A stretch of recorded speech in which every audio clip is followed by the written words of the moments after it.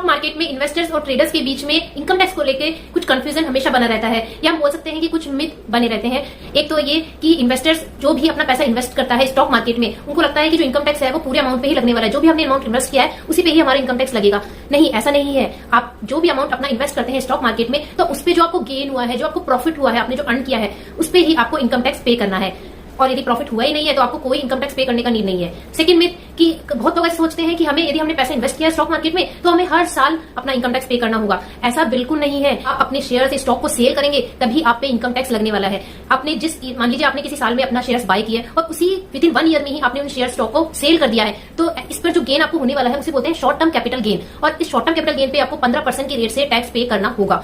और इसकी दूसरी साइड हम देखते हैं कि यदि आपने किसी ईयर में अपने शेयर्स बाय किए और उसको 1 साल से ज्यादा के लिए होल्ड कर लिया और 1 साल के बाद मतलब आफ्टर 1 ईयर आपने उसको सेल किया, तो उस पे जो आपको गेन मिलने वाला है उसे हम लॉन्ग टर्म कैपिटल गेन बोलते हैं। और उस पे आपको 10% की रेट से